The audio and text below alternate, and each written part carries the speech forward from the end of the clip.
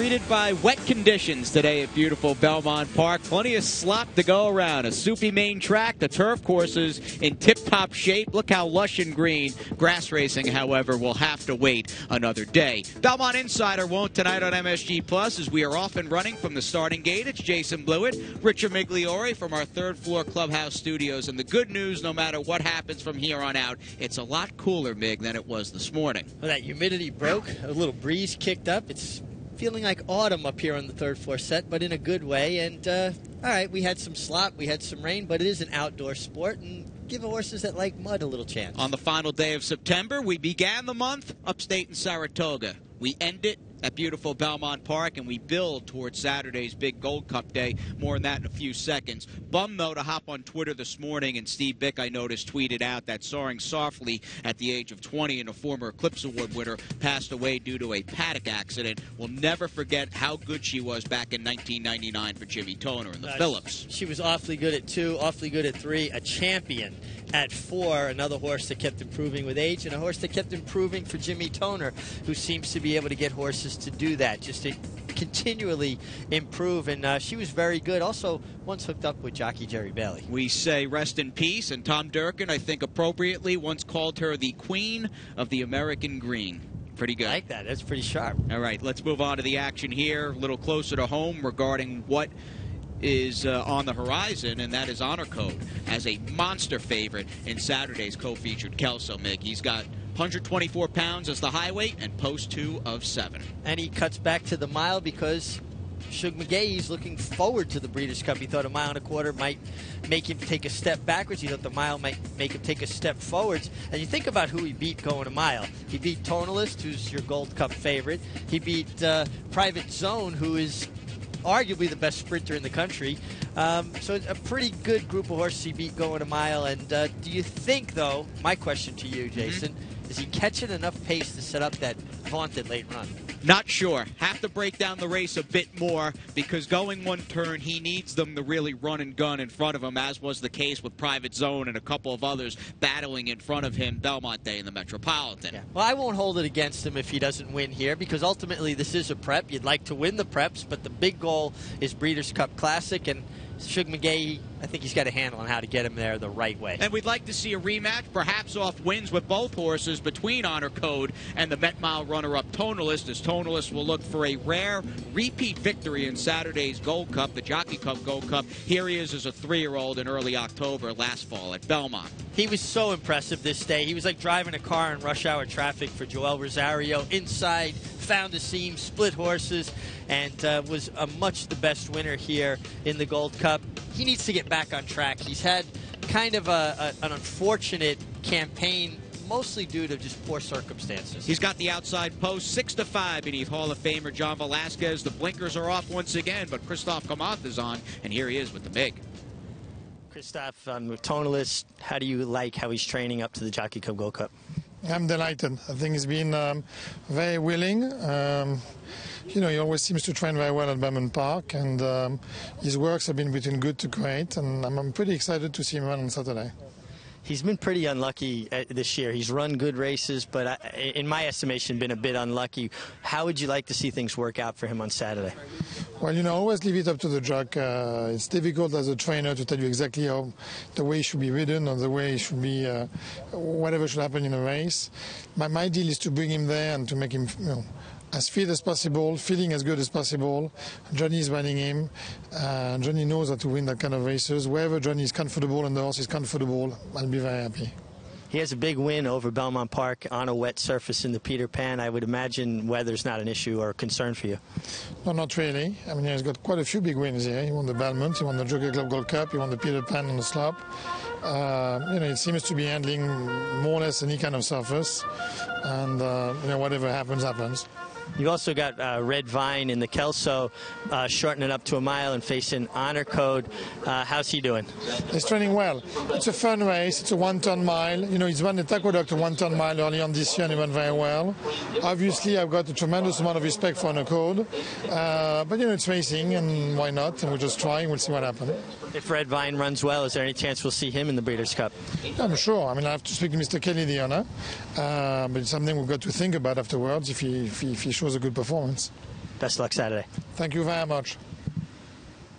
Nobody better than trainer Christophe Camont, the job he's done with Tonalist, who at times has been a bit headstrong and rank, but Christophe's done a good job with him, and the blinkers are off once again from that outside post. Yeah, I think he's been a bit unlucky. I think sometimes he's a little bit lackadaisical the first eighth of a mile, and maybe the mistake that riders fall into is they start to ask him, like, are you there, are you there? And then he grabs them all at once. I think Johnny, with all the experience he's had at this point with him, he's been working them as well. I think he won't fall into that trap. In a smaller field, he should work out a better trip. And we'll see how much pace he gets. You don't have Liam's map in the Gold Cup. You do have Constitution and Coach Inge from the Fletcher Barn, and Jimmy Jerkins entering both FNX and Wicked Strong. A Saturday to remember, and food trucks in the backyard at beautiful Belmont Park. I'll beat you in the race to the food trucks. All right, you're on, my friend. Right from our third floor set, Big Red standing by, as is Larry Comas, to get us up to speed with Wednesday's 8th in the slop.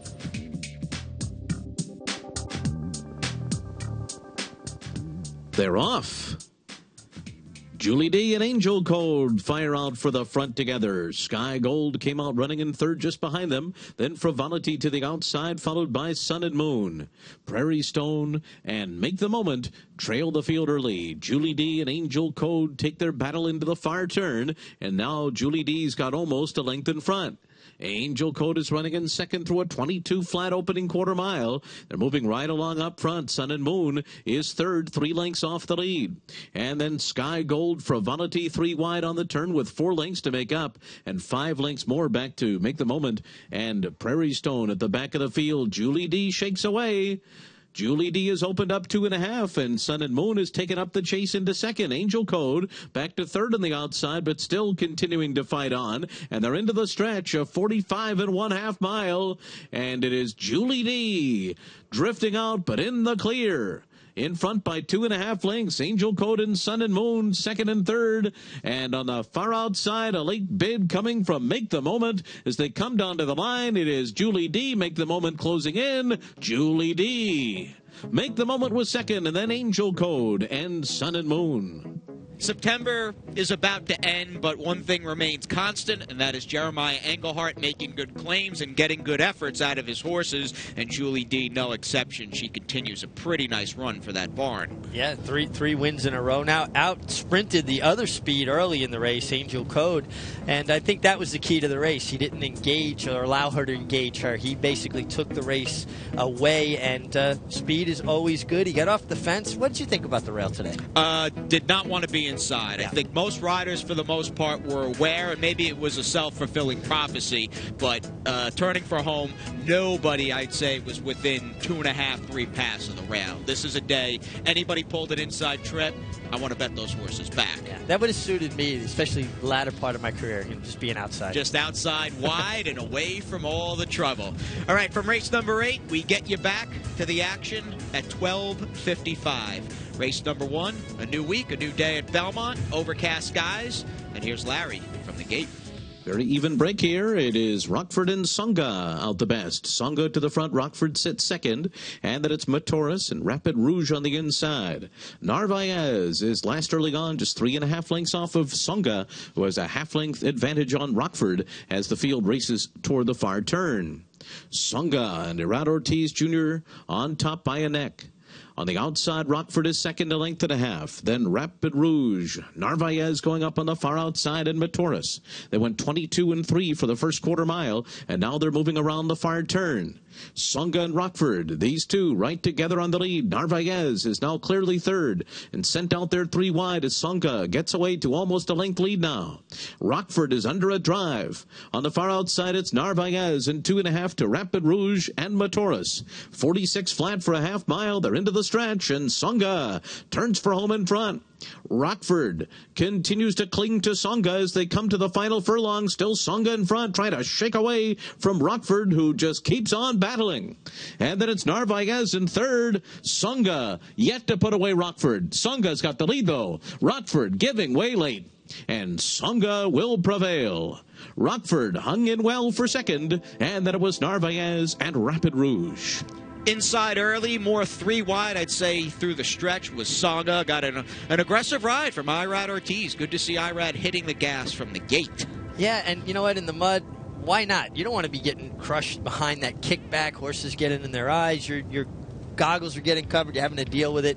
And she was never really on the fence. She was always out at least 2 paths off it. And I think that's where you want her to be, at least that far out and further. And we saw some horses rally from off the pace, but down the crown of the track. David Jacobson, the winning owner and trainer, as he continues a good run. And we set our sights on the second segment. On the other side of this break, it's back to the Wednesday action in the slot at beautiful Belmont.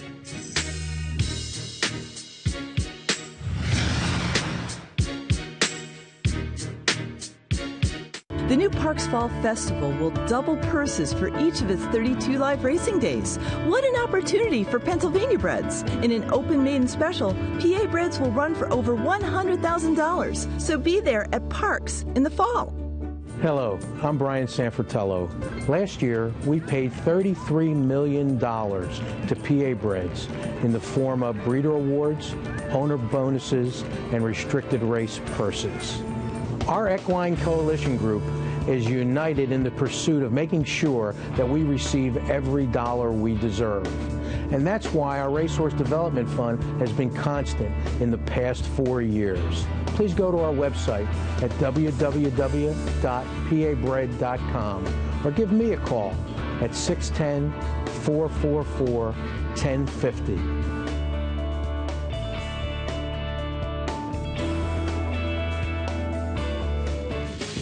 Took a while, but the sun finally joined us at Belmont Park with the arched windows and the famed ivy-covered walls. This is the place to be all week long, and certainly on Super Saturday. The food trucks, the Mig and I have our little race from the third floor set down to the backyard, family fun activities, and those Breeders' Cup preps, they never get old this time of the year. No, and I think we've got some good ones, and of course the Jockey Cup Gold Cup's always a highlight for me. It's a race I grew up watching back when it was 2 miles long. Well, it's a little bit shorter now, but it's still a good competitive race. And I know I'll outrun you to the food trucks, but I won't outrun you back, because when I get done with them, I'll be too full to run. How many pounds overweight? Right now, about 30. About 30? Yeah. 30 on the changes. We'll say 34, 35 comes Saturday around lunchtime as we get you back to the action. Race number 6, Larry Colmus from the starting gate. On a Wednesday afternoon, they broke at 3:40 and 35. An even break here. Kiss Cat on the inside comes out running. Full Tap's got early speed. Miss Matzo Ball on the far outside. And Slam Chowder's right up in there, too, as the field makes their way toward the far turn. And then it's Shotgun Love, Moondance Joy to the outside. And the trailer is Had His Appeal as they race for the far turn. And it's Full Tap and Miss Matzo Ball going at it up front to a 22 2/4, and they're 4.5 lengths ahead of Slam Chowder and Kiss Cat, who's fourth on the inside. Then back to Shotgun Love and Moondance Joy, who's about 8 lengths behind at this stage, and Had His Appeals getting a bit closer at the back of the field, but still about 9 lengths behind. And Miss Matzo Ball and Full Tap continued to go at it to the top of the stretch. The half is up in 45 2. They're into the stretch. Miss Matzo Ball is the leader now, getting away from Full Tap. But here comes Slam Chowder closing in on the far outside. Miss Matzo Ball to catch. Slam Chowder is coming with each and every stride. These two at the 16th pole together, and then on the outside of them comes in third Shotgun Love down to the line. It is going to be close. It's either Slam Chowder or Miss Matzo Ball on the wire. Heads up together. and down on the wire. Miss Matzo Ball attacked the pace, really ran well. In fact, pretty hard outside the 10 Full Tap, and was too good to lose in her first start since last October. Yeah, she ran as hard as one could run, did all the dirty work, but you could see Miss Matzo Ball was in deep soup in late stretches. The 7, Slam Chowder, ran her down. Yummy sounding exacta here with Slam Chowder over Miss Matzo Ball in the soup at Belmont Park. And we slow it up. Larry Colmus, in fact, called the photo. Heads up and down. Junior Alvarado, Eddie Keneally, your winning connections. And the winner, in fact, the 3-year-old filly by Grand Slam out of an alphabet soup mare. So plenty of names to play around with on an overcast, soupy day in the mud. No doubt, and her record in the slop is pretty good. I mean, she won by 8 in the slop. Not so good in the Belmont mud, but this was more sloppy, and there's a big difference between mud and slop. Mud, they get down into it, it's deeper. Slop, they run over the top of it. You could see she enjoyed that. And Maggie had talked even in the pre-race prattle. She thought she might appreciate a slop, a glib surface where she could just skip over, and that she did in deep stretches. We get on to race number 7. My own 16th, we are off off the turf. We continue on with the New York-bred filly mare theme on Insider from the Palace. Larry from the gate. They're off. Lucky Nancy E comes out running on the lead. Lady Grace Note now getting taken back after a good beginning. There goes corner 3 into contention on the outside. Down toward the rail, it's Perfect Freud. Encourages a Majority. Settles at the back of the field. Racing 7 lengths off of front-running Lucky Nancy E. Perfect Freud now second to the inside of corner 3. Lady Grace Note follows in 4th up the backstretch. 5 lengths off the lead. Encourages a Majority 8 lengths behind. 23 3/4. And they're moving up the backstretch with Lucky Nancy E up top, on top by almost 2 lengths over Perfect Freud, and corner 3 on the outside. Lady Grace Note is now dropped back about 7 lengths from the pacemaker, and Courage's Majority still with about 10 lengths to make up after a half mile in 47 seconds flat. A half mile to go here for Lucky Nancy E and Kendra Carmouche. A 2-length lead on the far turn. Then it's Perfect Freud, corner 3 to the outside. Lady Grace Note's dropped out of contention, and Courage is a Majority. Lucky Nancy E by 2, but Perfect Freud is making up ground now and racing down on the inside. And they have steadily put away corner 3, who's dropped back in 3rd. Courage's Majority has moved up into 4th. 3/4 went in 1:11 3, and they're into the stretch. Lucky Nancy E trying to hold off Perfect Freud here.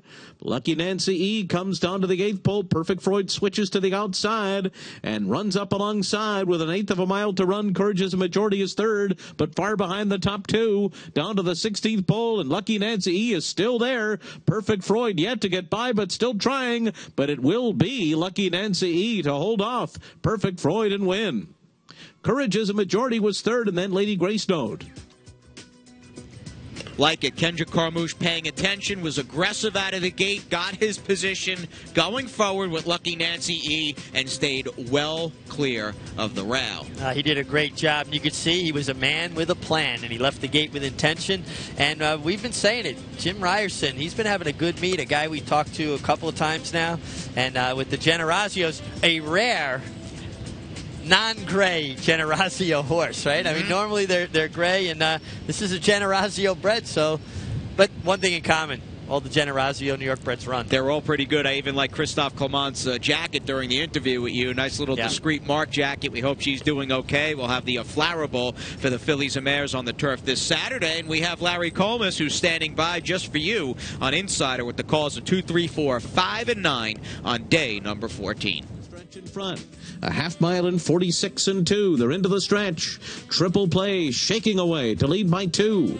Francis Freud, Deputy Busterstone, and on the inside, Salem Loop lined up right behind, and Got Winged is 5th. Down to the 16th pole. Triple Play in front as Got Winged rushes up into 2nd, but Triple Play's got it. Triple Play to win it over Got Winged. Deputy Busterstone was 3rd, and then Salem Loop. Has trailed throughout, and they're coming toward the top of the stretch, and it is Natalie Victoria turning for home in front. The main threat appears to be Fashion Fund, who has run from last and is now charging into 2nd on the outside, but she still has 2.5 lengths to make up and a furlong to do it. Bureau de Change is 3rd, and it is Natalie Victoria, but here comes Fashion Fund, and she goes by her late. Fashion Fund rallies to victory here over Natalie Victoria. Bureau de Change was 3rd, and then Say 3 Hail Mary. Quarters in 1:12 flat. And they're into the stretch, and Indigo Bow takes over the lead and pulls away quickly here from XXX, who's back into 2nd, 5 lengths ahead of Andalusite, moving up on the outside of Mark My Style. It is all Indigo Bow here, passing the 16th pole. Indigo Bow and Eric Consell are by themselves. The race is going to be for 2nd between Mark My Style and Mexican Groove, and it will be Mark My Style 2nd over Mexican Groove. And they're far, and they're coming toward the top of the stretch, the half in 46 4. And they're into the stretch, and on the far outside, it's Tailstone battling with Nicholson. These two, Nicholson and Tailstone, come to the 8th pole together. And then it's Vancouver, followed by Dark Moon in 4th. It is Nicholson, and Tailstone, 1-2 down to the line, and it will be Nicholson and Luis Saez to beat Tailstone. And then it was Vancouver and Rambam. Esther the Queen, who turns for home after a 46 1/2 mile. They're into the stretch, and it is Esther the Queen, who's got a 6-length lead on Wantok Queen and Tiramisu, who now takes second to the outside. With a furlong to run, it is Esther the Queen 5 in front of Tiramisu, and Wantok Queen is third. Esther the Queen and Luis Saez holding on to the lead coming down to the wire. 3 wins for Saez today as Esther the Queen beats Tiramisu by 2.5 lengths. And then it was Wantok Queen and Lady Chocolata. Not a bad overcast and off-track Wednesday if you hit the pick 6 today at Belmont Park. Little over $25,000. Life-changing score. You've got some money for Gold Cup Day, and Andrew Rosen certainly has some money. Very successful in his professional life, and he has parlayed it into a top-class thoroughbred racing operation. And his silks, even with a good amount of Big Sandy slop, easy to pick up. And let's head back, Mig, for the second look, race number 3 with Fashion Fund. Fashion Fund. Never been on the dirt, has a pedigree that screams turf, but guess what? Her trainer, Shug McGay, he had a feeling she might like it. An outstandingly well-judged ride by Joel Rosario down the crown of the racetrack, gets up, and Andrew Rosen, following in the footsteps of his late father, Carl Rosen, who was a big supporter, lover of racing, had a great mare at one time called Chris Everett, and actually beat Miss Musket in a match race out in California, amongst many other good things she did. But nice to see when families stay involved. Yeah, definitely. We like having Andrew's horses around. The same can be said for Shug and Joel Rosario, and they'll team up in the Champagne on Saturday with Salahoy. I think 9 2-year-olds entered in the Grade 1 Champagne. Luis Saez, in the meantime, the only rider to win more than 1. In fact, he won 3 today. He's 7th currently in the U.S. with $9 million in the bank for 2015. 161 wins on the year. And as we go to the trainer standings, Chad Brown had a quiet day. He runs 5, 2 MTOs, but 5 altogether in the Flower Bowl on Saturday. And some good names on the claim sheet as well. We had a couple claims out of race number 1. Bruce Levine and Rapoli stable, Steve Caceres, Lamarca stable, a claim out of race number 5, and a decent amount of money. Angel Code, who ran okay chasing outside, went for good money to David Jacobson for 62.5. As we send it to our final timeouts, a little Thursday preview with no carryover in the pick 6. Let's keep our fingers crossed with the turf.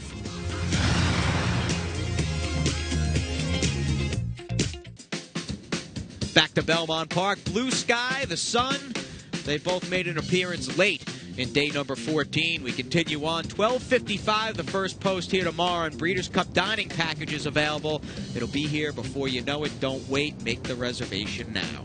Yeah, what better place to be than at beautiful Belmont Park? You've got great racing action here, and of course the Breeders' Cup going on in Kentucky.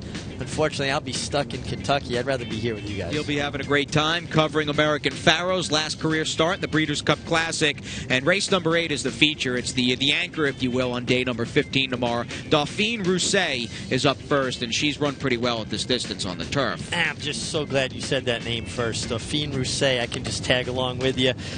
She is good on the turf. She likes Belmont's turf. She's got a win here, and it'll be interesting to see if we're on the grass, but she does handle some give in the ground, so that's in her favor. 3/4 might be her distance. Scatapade, in the meantime, who had a very good Saratoga, will try to get the 6 furlongs if we're on the turf for Christoph. Yeah, and winless on the turf at Belmont. 5 starts here with a 2nd and a 3rd, and another Generazio horse that's not gray, so maybe we're seeing a trend take place here. But, you know, 5.5, 6, she's a specialist, and Christoph's been having an amazing year. And a turf specialist is Chad Brown. He's got an exchange rate filly in Hillhouse High for Martin Schwartz. Here she comes in the orange cap. Yeah, and you know, I just don't know what distance she excels best at. It seems like maybe 6 might be a bit too short. A mile might be a bit too far. She's a bit of an in-betweener. But Chad Brown's always shopping for the right spots. He does a great job of managing his stable. And shopping in the Thursday PPs, Andy, with a couple plays, and Maggie as well. In fact, I think they see eye to eye in one event on the main track, so here we go. Thanks a lot, guys. Well, given the weather and the uncertainty of turf racing in general, thought I'd go over a couple of races for Thursday's picks. The third race, I'm going to presume it's off the turf. Off the turf, there are going to be 2 horses taking the bulk of the play. The 5 Securities will be the favorite. The 1A Kickoff will be the second choice. I like Kickoff. I like Kickoff speed. Kickoff was badly eliminated at the start last time and would have won off of the layoff last time out had he not had that trouble at the start. Now he's stretching out. He looks like the speed to me. He can handle a wet track, and I like Kickoff to beat Securitism, which will be a small upset in race 3, assuming it's off the turf. He can't run on the turf. The 4th race is a scheduled dirt race, and I'm going to try to beat the favorite Legend of Lorelei, who I think is a good favorite to take a chance against, with the 6 Corinthians Joy, who I don't think is going to be an exceptional price for Dom Escatino. But this is a horse whose one dirt race was against much better horses opening day at Saratoga.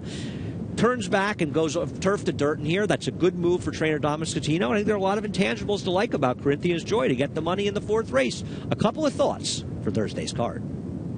Well, everybody, the rain just doesn't seem to want to go away, so I'm going to stay on the safe side for today's Paddock Insider and take a look at a scheduled dirt race. It's for the 2-year-olds. It's a maiden claimer for the New York-bred fillies. We're going 6 furlongs on the dirt, and I scrolled through this race and just tried to find one that, well, has started, and that I just really liked physically based upon my previous notes, and that horse happened to be number 6 in here, Corinthians Joy for Dominic Scatino. I just like the way she's put together. I like the fact she, well, now has some seasoning. And 2, she has a bit of early foot I think will be useful in this spot. And 2, Dominic has pretty good numbers with his horses, with his maiden claimer drop downs, and especially with the New York breds. He's hitting at 35% with a positive ROI. So it's all Corinthians Joy. She's your Paddock Insider for tomorrow. Jay, Mig, back to you guys. Thanks, Maggie. The timing's good because we end in style. 6 p.m. for the October 1st Belmont Insider on MSG Plus tomorrow. Better look back at Uncle Mo in the 2010 Champagne. Third on the outside. Uncle Mo will be tested here as the field turns for home. Hounded by I'm Stepping It Up and Mountain Town on the outside. 3/4 and 1, 10 and 2. Uncle Mo, let's see what he's got. He was really softened up, but he does have something left for the final furlong. He's got a 3-length lead. Mountain Town is second, and farther back, I'm Stepping It Up is third. Well, here is Uncle Mo, and he is indeed the real deal. Uncle Mo under the line, a 5-length winner in a terrific time of 1:34 and 2.